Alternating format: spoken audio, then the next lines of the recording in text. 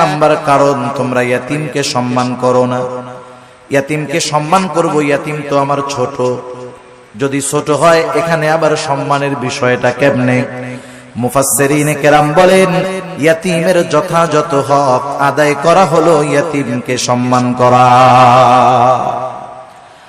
আল্লাহ রাব্বুল আলামিন বলেন তোমরা ইয়াতিমকে সম্মান করো না তথা ইয়াতিমের হকগুলো তোমরা আদায় করো না, বরং সমাজের মধ্যে অনেক মানুষ আছে ইয়াতিমের অভিভাবক, সে ইয়াতিমের হক আদায় করবে কোথায়? ইয়াতিমেরটাই তো খায় ফেলে, আছে না নাই?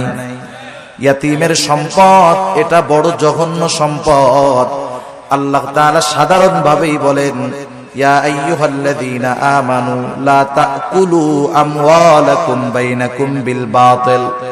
আল্লাহ তাআলা বলেন তোমরা অন্যায়ভাবে কারো সম্পদ ভক্ষণ করো না।